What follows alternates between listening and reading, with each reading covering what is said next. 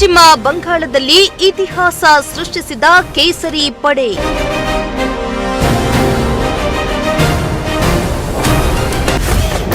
ಬಂಗಾಳದಲ್ಲಿ ಇನ್ಮುಂದೆ ಸುವೆಂದು ಅಧಿಕಾರಿ ದರ್ಬಾರ್.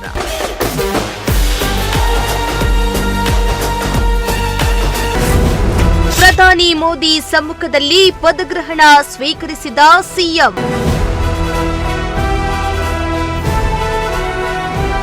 ಪಶ್ಚಿಮ ಬಂಗಾಳದಲ್ಲಿ ಸುದೀರ್ಘ 15 ವರ್ಷಗಳ ಆಡಳಿತ ನಡೆಸಿದ ಬಳಿಕ ಮಮತಾ ಬ್ಯಾನರ್ಜಿಯ ಆಡಳಿತ ಯುಗಾಂತ್ಯ ಕಂಡಿದ್ದು ಇಂದಿನಿಂದ ಸುವೆಂದು ಅಧಿಕಾರಿ ದರ್ಬಾರ್ ಶುರುವಾಗಿದೆ. ಪಶ್ಚಿಮ ಬಂಗಾಳದ ಚುನಾವಣೆಯಲ್ಲಿ ಕೇಸರಿ ಪಡೆ ಗೆದ್ದು ಬೀಗಿದ್ದು ಬಿಜೆಪಿಯ ನಾಯಕ ಸುವೆಂದು ಅಧಿಕಾರಿ ನೂತನ ಸಿಎಂ ಆಗಿ ಪ್ರಮಾಣ ವಚನ ಸ್ವೀಕಾರ ಮಾಡಿದ್ದಾರೆ.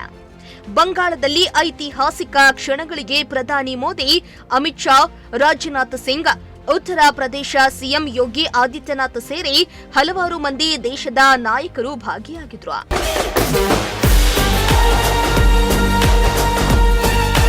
ಇನ್ನು ಕಲ್ಕತ್ತಾದ ಬ್ರಿಗೇಡ್ ಪೆರೇಡ್ ಮೈದಾನದಲ್ಲಿ ನೂತನ ಸಿಎಂ ಪದಗ್ರಹಣ ಕಾರ್ಯಕ್ರಮವನ್ನ ಆಯೋಜನೆ ಮಾಡಲಾಗಿತ್ತು. ನೊಬೆಲ್ ಪ್ರಶಸ್ತಿ ವಿಜೇತ ರವೀಂದ್ರನಾಥ ಟ್ಯಾಗೂರ್ ಅವರ ಜನ್ಮ ದಿನಾಚರಣೆಯಾದ ಇಂದೇ ಪ್ರಮಾಣ ವಚನ ಸ್ವೀಕಾರ ಸಮಾರಂಭ ಆಯೋಜನೆ ಮಾಡಿದ್ದು ವಿಶೇಷವಾಗಿತ್ತು. ಇನ್ನು ಕಾರ್ಯಕ್ರಮದಲ್ಲಿ ನೂತನ ಸಿಎಂ ಆಗಿ ಸುವೆಂದು ಅಧಿಕಾರಿ ಹಾಗೂ ಶಾಸಕರಾದ ದಿಲೀಪ್ ಘೋಷ್, ಅಗ್ನಿಮಿತ್ರ ಪೌಲ್, ಅಶೋಕ್ ಕೀರ್ತನ್ಯ, ಕ್ಷುದಿರಾಮ್ ತಡು, ನಿಶಿತ್ ಪ್ರಾಮಾಣಿಕ ಸಚಿವರಾಗಿ ಪ್ರಮಾಣ ಸ್ವೀಕಾರವನ್ನ ಮಾಡಿದ್ರು. ರಾಜ್ಯಪಾಲ ಆರ್.ಎನ್. ರವಿ ಪ್ರಮಾಣ ವಚನವನ್ನ ಬೋಧಿಸಿದ್ರು.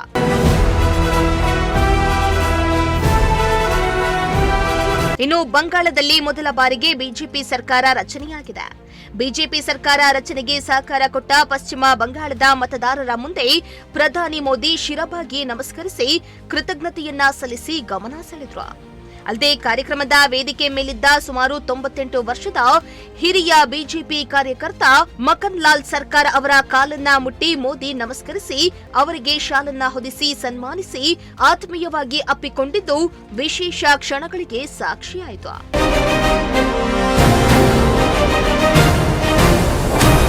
ಒಟ್ನಲ್ಲಿ ಪಶ್ಚಿಮ ಬಂಗಾಳದಲ್ಲಿ ಮೊದಲ ಬಾರಿಗೆ ಅಧಿಕಾರದ ಗದ್ದುಗೆ ಏರಿತು. ಕೊಟ್ಟ ಮಾತಿನಂತೆ ಮತದಾರರಿಗೆ ಕೊಟ್ಟಿದ್ದ ಆಶ್ವಾಸನೆಗಳನ್ನ ಉಳಿಸಿಕೊಳ್ತಾರಾ ಎಂಬುದನ್ನ ಕಾದು ನೋಡಬೇಕಾಗಿದೆ.